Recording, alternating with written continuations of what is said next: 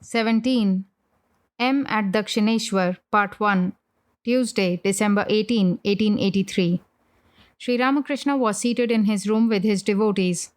He spoke highly of Devendranath Tagore's love of God and renunciation, and then said, pointing to Rakhal and the other young devotees, Devendra is a good man, but blessed indeed are those young aspirants who, like Shukadeva, practice renunciation from their very boyhood and think of God day and night without being involved in worldly life. The worldly man always has some desire or other, though at times he shows much devotion to God. Once Mathur Babu was entangled in a lawsuit. He said to me in the shrine of Kali, Sir, please offer this flower to the Divine Mother. I offered it unsuspectingly, but he firmly believed that he would attain his objective if I offered the flower. What devotion Rati's mother had! How often she used to come here and how much she served me. She was a Vaishnava. One day she noticed that I ate the food offered at the Kali temple, and that stopped her coming. Her devotion to God was one-sided. It isn't possible to understand a person right away. It was a winter morning, and the master was sitting near the east door of his room, wrapped in his moleskin shawl. He looked at the sun and suddenly went into samadhi. His eyes stopped blinking, and he lost all consciousness of the outer world. After a long time, he came down to the plane of the sense world. Rakhal, Hazra, M, and other devotees were seated near him. Master to Hazra. The state of samadhi is certainly inspired by love. Once at Shambazar, they arranged a kirtan at Natwar Goswami's house.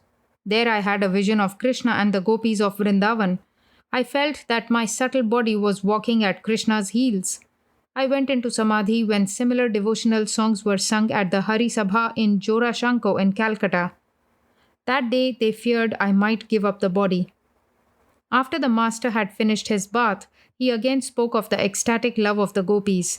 He said to M and the other devotees, One should accept the fervent attachment of the gopis to their beloved Krishna. Sing songs like this. Tell me, friend, how far is the grove where Krishna, my beloved, dwells? His fragrance reaches me even here, but I am tired and can walk no farther. Again he sang, I am not going home, O friend, for there it is hard for me to chant my Krishna's name. Sri Ramakrishna had vowed to offer green coconut and sugar to Siddheshwari, the Divine Mother, for Rakhal's welfare. He asked M whether he would pay for the offerings. That afternoon, the master, accompanied by M, Rakhal, and some other devotees, set out in a carriage for the temple of Siddheshwari in Calcutta. On the way, the offerings were purchased. On reaching the temple, the master asked the devotees to offer the fruit and sugar to the Divine Mother. They saw the priests and their friends playing cards in the temple. Sri Ramakrishna said, To play cards in a temple?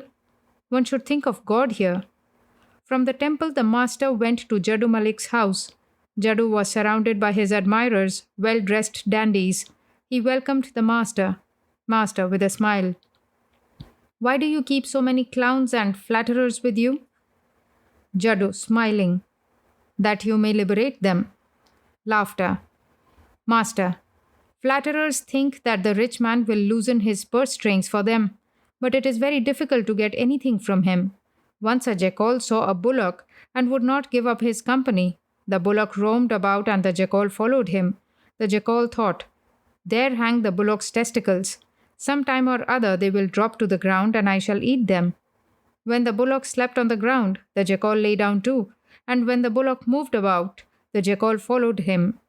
Many days passed in this way, but the bullock's testicles still clung to his body. The jackal went away disappointed. All laugh.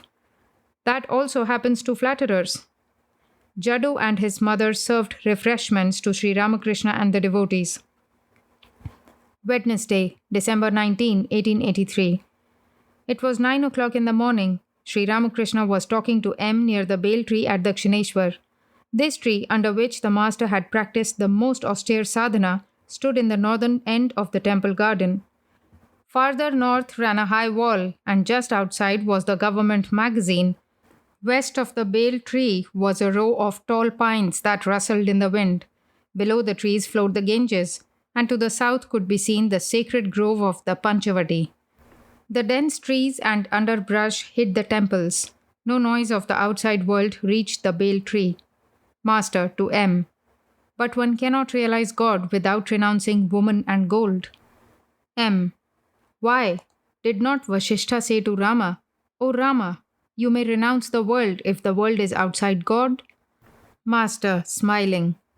He said that to Rama so that Rama might destroy Ravana. Rama accepted the life of a householder and married to fulfill that mission. M stood there like a log, stunned and speechless. Sri Ramakrishna went to the Panchavati on his way back to his room. M accompanied him. It was then about 10 o'clock. M. Sir, is there no spiritual discipline leading to realization of the impersonal God? Master. Yes, there is. But the path is extremely difficult. After intense austerities, the rishis of olden times realized God as their innermost consciousness and experienced the real nature of Brahman. But how hard they had to work! They went out of their dwellings in the early morning and all day practiced austerities and meditation. Returning home at nightfall, they took a light supper of fruit and roots. But an aspirant cannot succeed in this form of spiritual discipline if his mind is stained with worldliness even in the slightest degree. The mind must withdraw totally from all objects of form, taste, smell, touch, and sound. Only thus does it become pure. The pure mind is the same as the pure Atman. But such a mind must be altogether free from woman and gold. When it becomes pure, one has another experience. One realizes God alone is the doer, and I am his instrument. One does not feel oneself to be absolutely necessary to others either in their misery or in their happiness. Once a wicked man beat into unconsciousness a monk who lived in a monastery. On regaining consciousness, he was asked by his friends, Who is feeding you milk? The monk said, He who beat me is now feeding me. M. Yes, sir, I know that story. Master. It is not enough to know it. One must assimilate its meaning. It is the thought of worldly objects that prevents the mind from going into samadhi. One becomes established in samadhi when one is completely rid of worldliness. It is possible for me to give up the body in samadhi, but I have a slight desire to enjoy the love of God and the company of his devotees. Therefore, I pay a little attention to my body. There is another kind of samadhi called Unmana Samadhi. One attains it by suddenly gathering the dispersed mind. You understand what that is, don't you? M. Yes, sir. Master. Yes, it is the sudden withdrawal of the dispersed mind to the ideal. But that samadhi does not last long. Worldly thoughts intrude and destroy it. The yogi slips down from his yoga.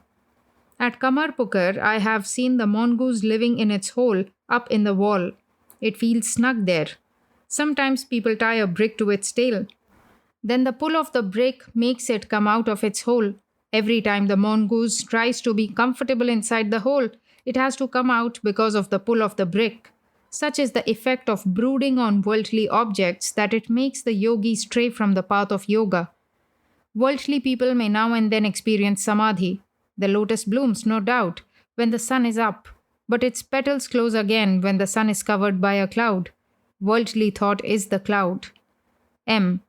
Isn't it possible to develop both jnana and bhakti by the practice of spiritual discipline? Master. Through the path of bhakti, a man may attain them both. If it is necessary, God gives them the knowledge of Brahman. But a highly qualified aspirant may develop both jnana and bhakti at the same time. Such is the case with the Ishvara Kotis, Chaitanya for example. But the case of ordinary devotees is different. There are 5 kinds of light: the light of a lamp, the light of various kinds of fire, the light of the moon, the light of the sun, and lastly, the combined light of the sun and the moon. Bhakti is the light of the moon, and jnana the light of the sun. Sometimes it is seen that the sun has hardly set when the moon rises in the sky. In an incarnation of God, one sees at the same time the sun of knowledge and the moon of love. Can everyone, by the mere wish, develop knowledge and love at the same time? It depends on the person. One bamboo is more hollow than another. Is it possible for all to comprehend the nature of God? Can a 1-seer pot hold 5 seers of milk? M. But what about the grace of God? Through his grace, a camel can pass through the eye of a needle. Master, but is it possible to obtain God's grace just like that? A beggar may get a penny if he asks for it. But suppose he asks you right off for his train fare. How about that? M stood silent. The master too remained silent. Suddenly he said, Yes, it is true. Through the grace of God, some may get both jnana and bhakti. M saluted the master and went back to the bale tree. At midday, finding that M had not yet returned, Sri Ramakrishna started toward the bale tree. But on reaching the Panchavati, he met M carrying his prayer carpet and water jug. M saluted the master. Sri Ramakrishna said to M, I was coming to look for you. Because of your delay, I thought you might have scaled the wall and run away. I watched your eyes this morning and felt apprehensive lest you should go away like Narayan Shastri. Then I said to myself, No, he won't run away. He thinks a great deal before doing anything. The same night, the master talked to M, Rakhal, Latu, Harish, and a few other devotees. Master, to M. Some people give a metaphysical interpretation of the Vrindavan episode of Sri Krishna's life. What do you say about it? M. There are various opinions. What if there are? You have told us the story of Bhishma Deva's weeping on his bed of arrows because he could not understand anything of God's ways. Again, you have told us that Hanuman used to say, I don't know anything about the day of the week, the position of the stars, and so forth. I only meditate on Rama. Further, you have said to us that in the last analysis there are two things only, Brahman and its power. You have also said that after the attainment of Brahma Jnana, a man realizes these two to be one, the one that has no two. Master, yes, that is true. Your ideal is to reach the goal. You may reach it by going either through a thorny forest or along a good road. Diverse opinions certainly exist. Nangta used to say that the monks could not be feasted because of the diversity of their views. Once a feast was arranged for the sannyasis. Monks belonging to many sects were invited. Everyone claimed that his sect should be fed first, but no conclusion could be arrived at. At last they all went away and the food had to be given to the prostitutes. M. Totapuri was indeed a great soul. Master. But Hazra says he was an ordinary man. There's no use in discussing these things. Everyone says that his watch alone gives the correct time. You see, Narayan Shastri developed a spirit of intense renunciation. He was a great scholar. He gave up his wife and went away. A man attains yoga when he completely effaces woman and gold from his mind. With some, the characteristics of the yogi are well marked. I shall have to tell you something of the 6 centers. The mind of the yogi passes through these, and he realizes God through his grace. Have you heard of the 6 centers? M. There are the 7 planes of the Vedanta. Master. Not the Vedanta, but the Vedas. Do you know what the 6 centers are like? They are the lotuses in the subtle body. The yogis see them. They are like the fruits and leaves of a wax tree. M. Yes, sir. The yogis can perceive them. I have read that there is a kind of glass through which a tiny object looks very big. Likewise, through yoga, one can see those subtle lotuses.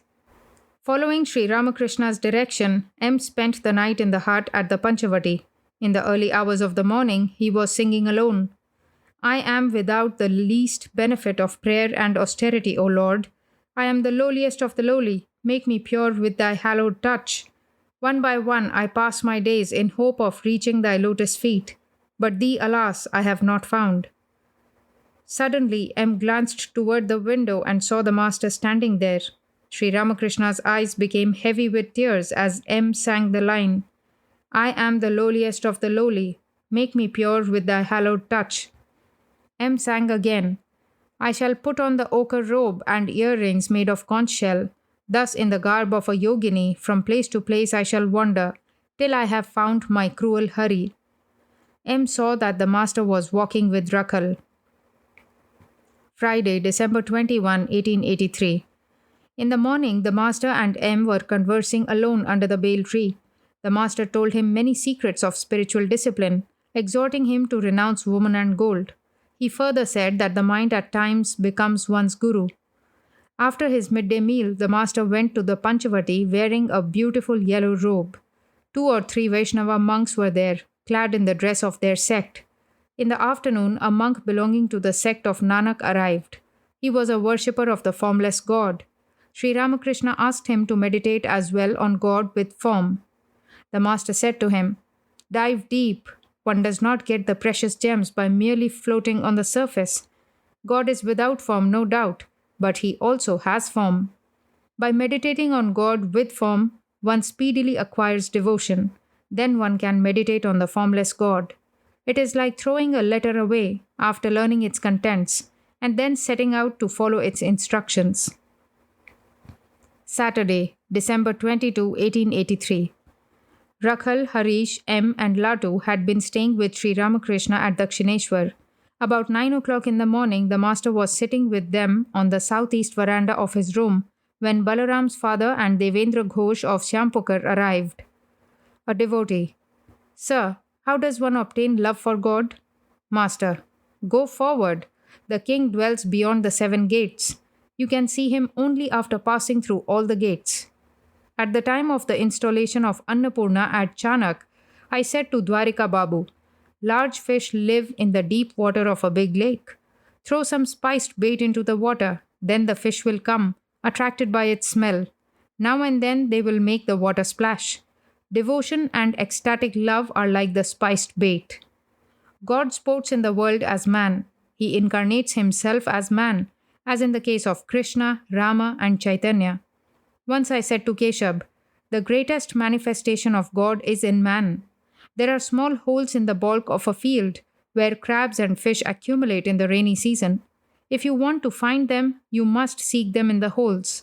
If you seek God, you must seek him in the incarnations.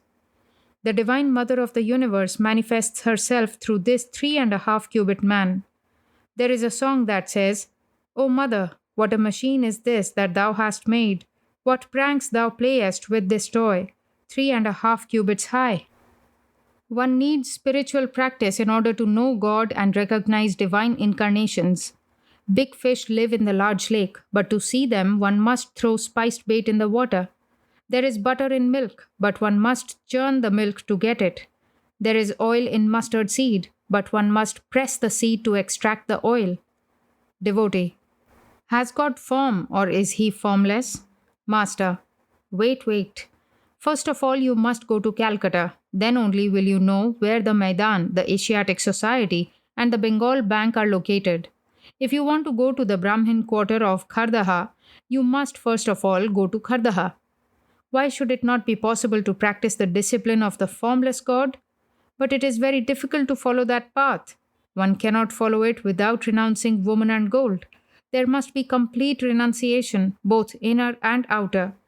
You cannot succeed in this path if you have the slightest trace of worldliness.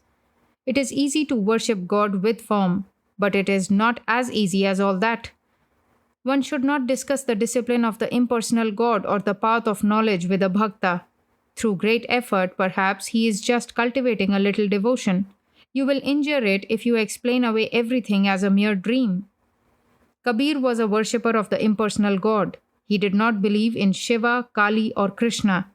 He used to make fun of them and say that Kali lived on the offerings of rice and banana, and that Krishna danced like a monkey when the gopis clapped their hands. All laugh. One who worships God without form perhaps sees at first the deity with 10 arms, then the deity with 4 arms, then the baby Krishna with 2 arms. At last he sees the indivisible light and merges in it. It is said that sages like Dattatreya and Jadabharata did not return to the relative plane after having the vision of Brahman. According to some people, Shukadeva tasted only a drop of that ocean of Brahman consciousness. He saw and heard the rumbling of the waves of that ocean, but he did not dive into it. A brahmachari once said to me, "One who goes beyond Kedar cannot keep his body alive. Likewise, a man cannot preserve his body after attaining Brahmajnana. The body drops off in 21 days. There was an infinite field beyond a high wall. 4 friends tried to find out what was beyond the wall. 3 of them, one after the other, climbed the wall, saw the field, burst into loud laughter, and dropped to the other side. These three could not give any information about the field. Only the fourth man came back and told people about it. He is like those who retain their bodies even after attaining Brahmagyana in order to teach others. Divine incarnations belong to this class. Parvati was born as the daughter of King Himalaya. After her birth, she revealed to the king her various divine forms. The father said, "Well, daughter, you have shown me all these forms. That is nice. But you have another aspect, which is Brahman. Please show me that." "Father," replied Parvati, "if you seek the knowledge of Brahman, then renounce the world and live in the company of holy men." But King Himalaya insisted. Thereupon Parvati revealed her Brahman form, and immediately the king fell down unconscious. All that I have just said belongs to the realm of reasoning. Brahman alone is real and the world illusory. That is reasoning. And everything but Brahman is like a dream.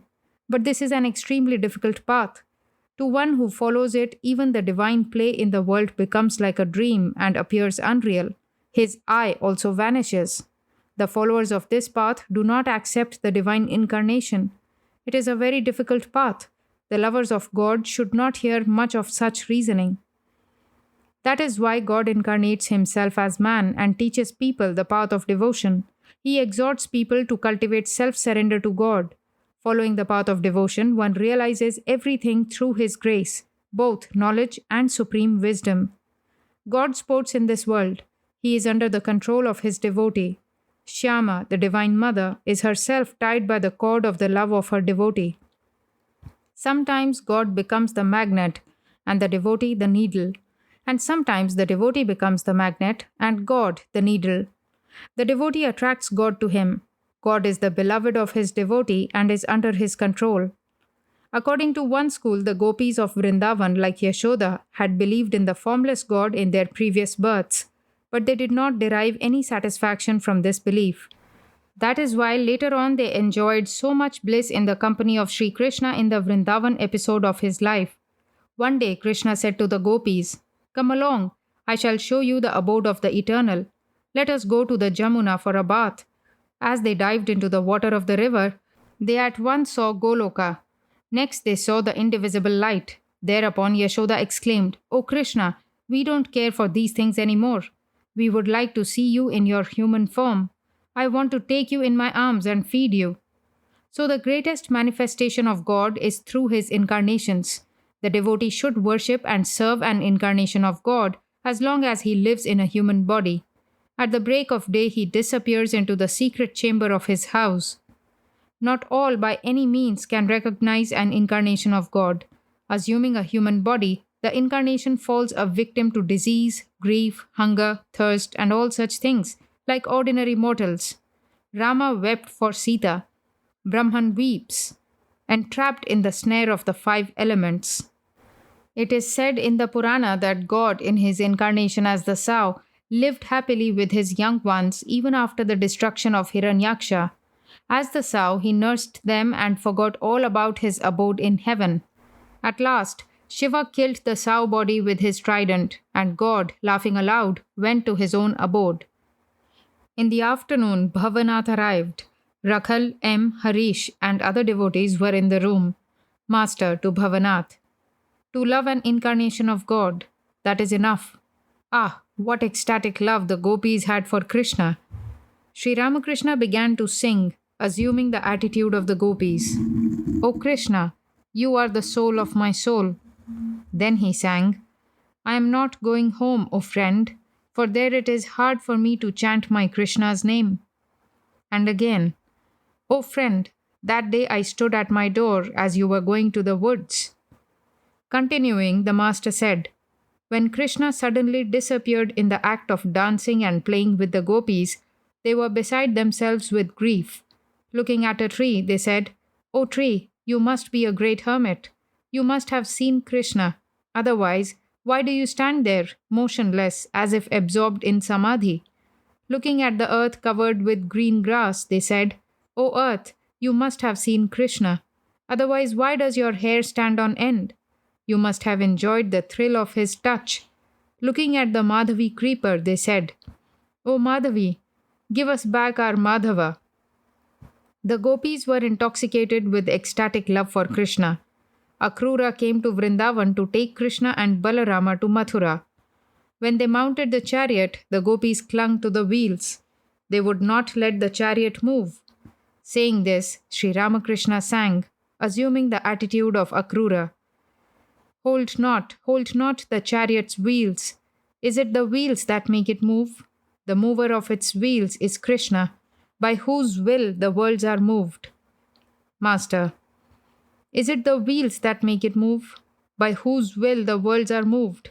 The driver moves the chariot at his master's bidding. I feel deeply touched by these lines. Sunday, December 23, 1883.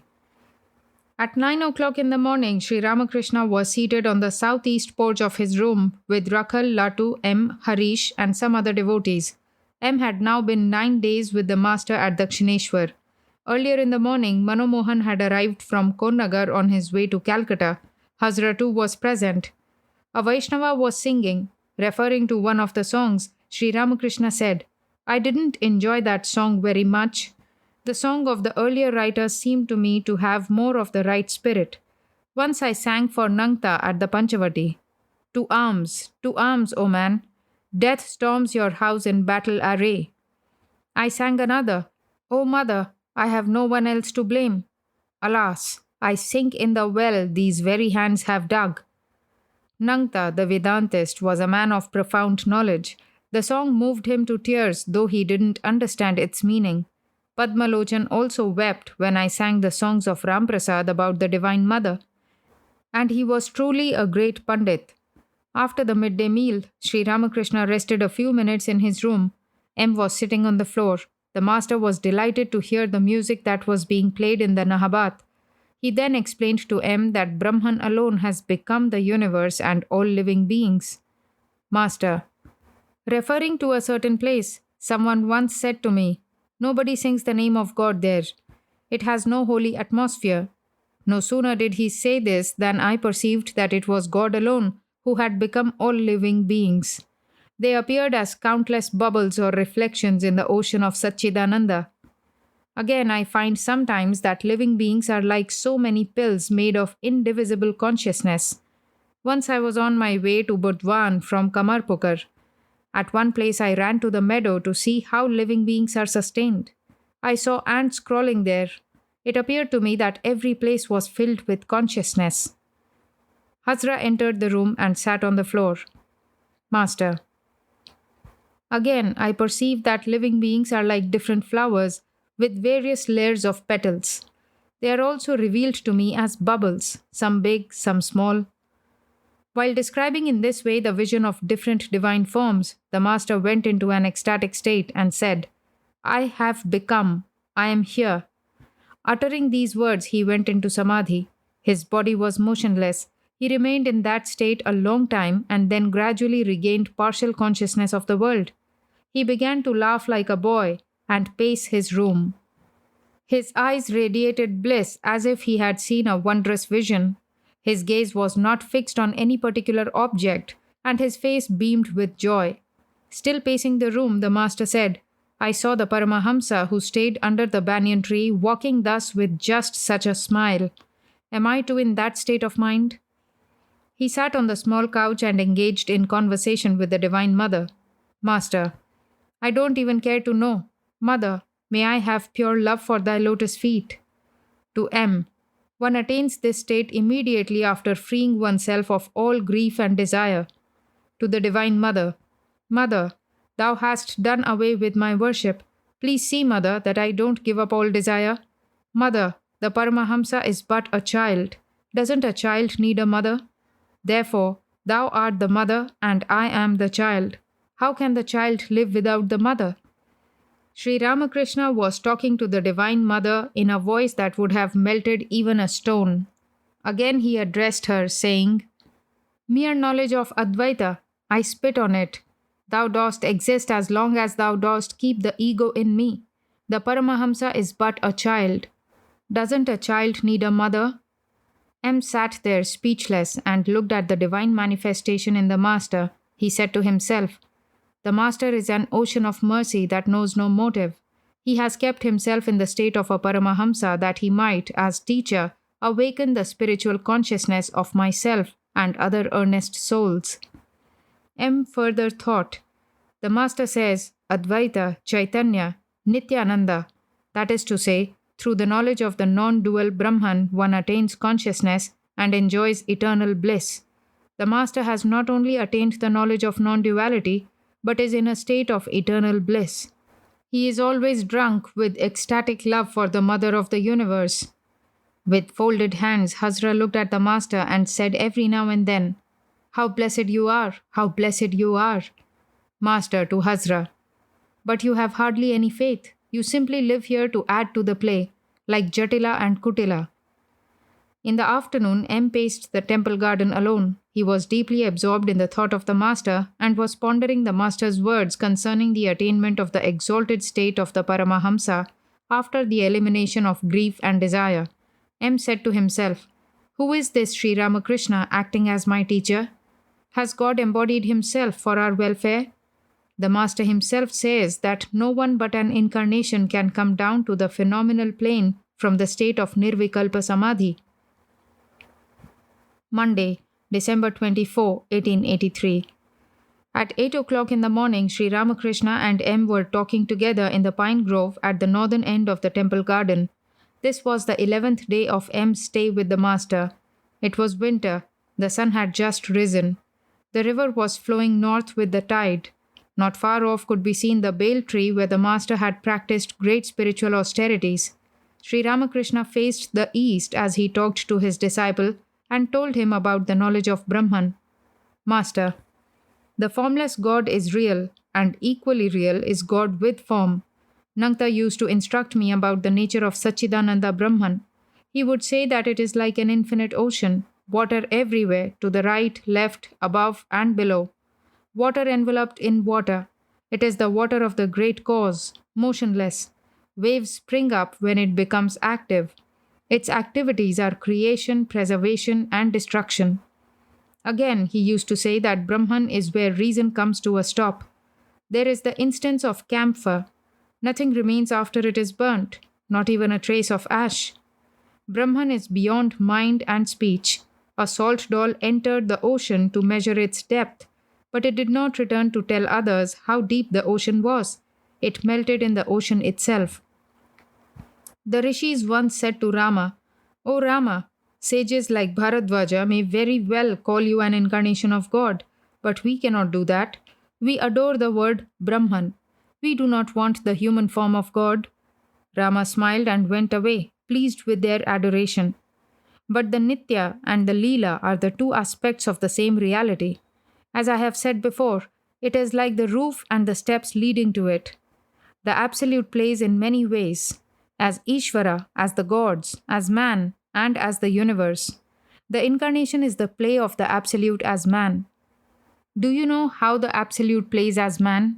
It is like the rushing down of water from a big roof through a pipe. The power of Satchidananda, nay, Satchidananda itself, descends through the conduit of a human form as water descends through the pipe.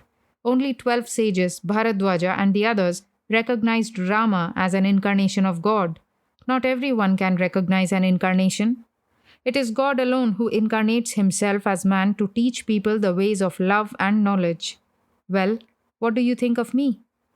Once my father went to Gaya. There Raghuvir said to him in a dream, I shall be born as your son. Thereupon my father said to him, O Lord, I am a poor Brahmin.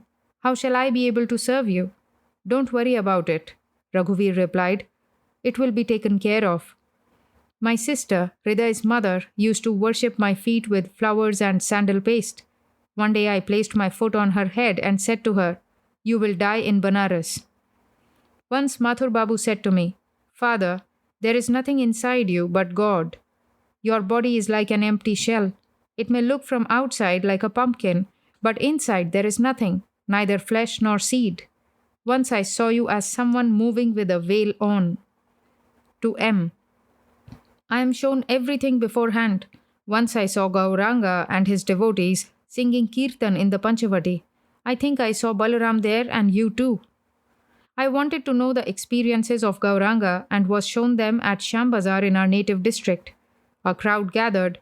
They even climbed the trees and the walls. They stayed with me day and night. For 7 days I had no privacy whatever. Thereupon I said to the Divine Mother, Mother, I have had enough of it. I am at peace now. I shall have to be born once more. Therefore I am not giving all knowledge to my companions. With a smile, suppose I give you all knowledge, will you then come to me again so willingly? I recognized you on hearing you read the Chaitanya Bhagavat. You are my own, the same substance, like father and son. All of you are coming here again. When you pull one part of the Kalmi creeper, all the branches come toward you. You are all relatives, like brothers. Suppose Rakhal, Harish, and the others had gone to Puri, and you were there too. Would you live separately? Before you came here, you didn't know who you were. Now you will know. It is God who, as the Guru, makes one know. Nangta told the story of the tigress and the herd of goats. Once a tigress attacked a herd of goats. A hunter saw her from a distance and killed her. The tigress was pregnant and gave birth to a cub as she expired. The cub began to grow in the company of the goats. At first it was nursed by the she-goats, and later on, as it grew bigger, it began to eat grass and bleat like the goats. Gradually the cub became a big tiger, but still it ate grass and bleated. When attacked by other animals, it would run away, like the goats. One day a fierce-looking tiger attacked the herd.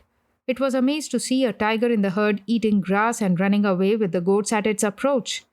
It left the goats and caught hold of the grass-eating tiger, which began to bleat and try to run away. But the fierce tiger dragged it to the water and said, Now look at your face in the water. You see, you have the pot face of a tiger. It is exactly like mine. Next, it pressed a piece of meat into its mouth. At first, the grass-eating tiger refused to eat the meat. Then it got the taste of the meat and relished it. At last, the fierce tiger said to the grass-eater, What a disgrace! You live with the goats and ate grass like them. And the other was really ashamed of itself. Eating grass is like enjoying woman and gold. To bleat and run away like a goat is to behave like an ordinary man. Going away with the new tiger is like taking shelter with the Guru, who awakens one's spiritual consciousness and recognizing him alone as one's relative. To see one's face rightly is to know one's real self. Sri Ramakrishna stood up. There was silence all around, disturbed only by the gentle rustling of the pine needles and the murmuring of the Ganges. The master went to the Panchavati and then to his room, talking all the while with M. The disciple followed him, fascinated. At the Panchavati, Sri Ramakrishna touched with his forehead the raised platform around the banyan tree. This was the place of his intense spiritual discipline, where he had wept bitterly for the vision of the Divine Mother, where he had held intimate communion with her, and where he had seen many divine forms. The master and M passed the cluster of bakul trees and came to the Nahabat. Hazra was there. The master said to him, Don't eat too much, and give up this craze for outer cleanliness. People with a craze do not attain knowledge. Follow conventions only as much as necessary. Don't go to excess. The master entered his room and sat on the couch. Sri Ramakrishna was resting after his midday meal when Surendra, Ram, and other devotees arrived from Calcutta. It was about 1 o'clock. While M was strolling alone under the pine trees, Harish came there and told him that the master wanted him in his room. Someone was going to read from the Shiva Samhita, a book containing instructions about yoga and the 6 centers. M entered the room and saluted the master. The devotees were seated on the floor, but no one was reading the book. Sri Ramakrishna was talking to the devotees. Master, the gopis cherished ecstatic love for Krishna.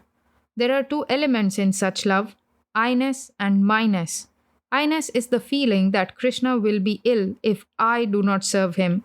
In this attitude, the devotee does not look upon his ideal as God. My-ness is to feel that the beloved is my own. The gopis had such a feeling of my-ness toward Krishna that they would place their subtle bodies under his feet lest his souls should get hurt. Yashoda remarked, I don't understand your Chintamani Krishna. To me, he is simply Gopala. The gopis also said, Oh, where is Krishna, our beloved? Where is Krishna, our sweetheart? They were not conscious of his being God. It is like a small child saying, "My daddy." If someone says to the child, "No, he is not your daddy," the child says, "Yes, he is my daddy." God, incarnating himself as man, behaves exactly like a man.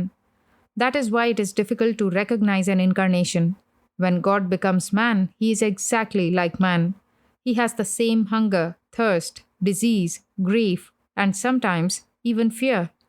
Rama was stricken with grief for Sita. Krishna carried on his head the shoes and wooden stool of his father Nanda. In the theatre, when an actor comes on the stage in the role of a holy man, he behaves like one, and not like the actor who is taking the part of the king. He plays his own role. Once an impersonator dressed himself as a world renouncing monk. Pleased with the correctness of his guise, some rich people offered him a rupee. He did not accept the money, but went away shaking his head. Afterwards, he removed his disguise and appeared in his usual dress. Then he said to the rich people, "Please give me the rupee." They replied, "Why, you went away refusing our present. Why do you ask for it now?" The man said, "But then I was in the role of a holy man. I could not accept money." Likewise, when God becomes man, he behaves exactly like a man. At Vrindavan, one sees many places associated with Krishna's life. Surendra: We were there during the holidays. Visitors were continually pestered for money. The priests and others asked for it continually. We told them that we were going to leave for Calcutta the next day, but we fled from Vrindavan that very night. Master: What is that? Shame. You said you would leave the place the next day and ran away that very day. What a shame. Surendra, embarrassed: Here and there we saw the Babajis in the woods practicing spiritual discipline in solitude. Master: Did you give them anything? Surendra: No, sir. Master: That was not proper of you. One should give something to monks and devotees. Those who have the means should help such persons when they meet them. I went to Vrindavan with Mathur Babu. The moment I came to the Dhruva Ghat at Mathura, in a flash I saw Vasudeva crossing the Jamuna with Krishna in his arms. One evening I was taking a stroll on the beach of the river. There were small thatched huts on the beach and big plum trees. It was the cow dust hour. The cows were returning from the pasture, raising dust with their hooves. I saw them fording the river. Then came some cowherd boys crossing the river with their cows. No sooner did I behold this scene than I cried out, "O Krishna, where are you?" and became unconscious. I wanted to visit Shyamakunda and Radhakunda, so Mathur Babu sent me there in a palanquin. We had a long way to go. Food was put in the palanquin. While going over the meadow, I was overpowered with emotion and wept. "O Krishna, I find everything the same. Only you are not here. This is the very meadow where you tended the cows." Hriday followed me on foot. I was bathed in tears. I couldn't ask the bearers to stop the palanquin. At Shyamakunda and Radhakunda, I saw the holy men living in small mud huts. Facing away from the road lest their eyes should fall on men, they were engaged in spiritual discipline. One should visit the 12th grove. I went into Samadhi at the sight of the image of Banku Vihari. In that state, I wanted to touch it. I did not want to visit Govindaji twice. At Mathura, I dreamt of Krishna as the cowherd boy. Hriday and Mathur Babu had the same dream. To Surendra: You have both yoga and bhoga. There are different classes of sages: the Brahmarshi, the Devarshi, and the Rajarshi. Shukadeva is an example of the Brahmarshi. He didn't keep even one book with him. An example of the Devarshi is Narada. Janaka was a Rajarshi, devoted to selfless work. The devotee of the Divine Mother attains dharma and moksha. He enjoys artha and kama as well. Once I saw you in a vision as the child of the Divine Mother. You have both yoga and bhoga. Otherwise, your countenance would look dry. The man who renounces all looks dry. Once I saw a devotee of the Divine Mother at the bathing ghat on the Ganges. He was eating his meal and at the same time worshipping the mother. He looked on himself as the mother's child. But it isn't good to have much money. I find that Jadu Malik is drowned in worldliness. It is because he has too much money. Nabin Niyogi too has both yoga and bhoga. I saw him and his son waving the fan before the image of the Divine Mother at the time of the Durga Puja. Surendra: Sir, why can't I meditate? Master, you remember God and think of Him, don't you? Surendra, yes, sir. I go to sleep repeating the word Mother. Master, that is very good. It will be enough if you remember God and think of Him. Sri Ramakrishna had taken Surendra's responsibilities on himself. Why should Surendra worry about anything? It was evening. The master was sitting on the floor of his room with the devotees. He was talking to them about yoga and the six centers. These are described in the Shiva Samhita. Master, Ida, Pingala, and Sushumna are the three principal nerves. All the lotuses are located in the Sushumna. They are formed of consciousness, like a tree made of wax, the branches, twigs, fruits, and so forth, all of wax. The Kundalini lies in the lotus of the Mooladhara. That lotus has four petals. The primordial energy resides in all bodies as the Kundalini. She is like a sleeping snake coiled up, of the form of a sleeping snake, having the Mooladhara for her abode. To M. The Kundalini is speedily awakened if one follows the path of bhakti. God cannot be seen unless she is awakened. Sing earnestly and secretly in solitude. Waken, O Mother, O Kundalini, whose nature is bliss eternal. Thou art the serpent coiled in sleep in the lotus of the Mooladhara. Ram Prasad achieved perfection through singing. One obtains the vision of God if one sings with yearning heart. M. Grief and distress of mind disappear if one has these experiences but once. Master, that is true. Distress of mind disappears forever. I shall tell you a few things about yoga. But you see, the mother bird doesn't break the shell until the chick inside the egg is matured. The egg is hatched in the fullness of time. It is necessary to practice some spiritual discipline. The guru, no doubt, does everything for the disciple, but at the end, he makes the disciple work a little himself. When cutting down a big tree, a man cuts almost through the trunk. Then he stands aside for a moment, and the tree falls down with a crash. The farmer brings water to his field through a canal from the river. He stands aside when only a little digging remains to be done to connect the field with the water. Then the earth becomes soaked and falls of itself, and the water of the river pours into the canal in torrents. A man is able to see God as soon as he gets rid of ego and other limitations. He sees God as soon as he is free from such feelings as, I am a scholar, I am the son of such and such a person, I am wealthy, I am honorable, and so forth. God alone is real and all else unreal. The world is illusory. That is discrimination. One cannot assimilate spiritual instruction without discrimination. Through the practice of spiritual discipline, one attains perfection by the grace of God. But one must also labor a little. Then one sees God and enjoys bliss. If a man hears that a jar filled with gold is buried at a certain place, he rushes there and begins to dig. He sweats as he goes on digging. After much digging, he feels the spade striking something. Then he throws away the spade and looks for the jar. At the sight of the jar, he dances for joy. Then he takes up the jar and pours out the gold coins. He takes them into his hand, counts them, and feels the ecstasy of joy. Vision, touch, enjoyment. Isn't it so? M. Yes, sir. The master was silent a moment and then went on. Master, those who are my own will come here even if I scold them. Look at Narendra's nature. At first he used to abuse my mother Kali very much. One day I said to him sharply, Rascal, don't come here any more. He slowly left the room and prepared a smoke. He who is one's own will not be angry even if scolded. What do you say? M. That is true, sir. Master, Narendra is perfect from his very birth. He is devoted to the ideal of the formless God. M. Smiling. Whenever he comes here, he brings along great excitement. Sri Ramakrishna smiled and said, Yes, excitement indeed. The following day was Tuesday, the Ekadashi day of the lunar fortnight. It was 11 o'clock in the morning, and the master had not yet taken his meal. M. Rakhal and other devotees were sitting in the master's room. Master to M. One should fast on the 11th day of the lunar fortnight. That purifies the mind and helps one to develop love of God. Isn't that so? M. Yes, sir. Master. But you may take milk and puffed rice. Don't you think so?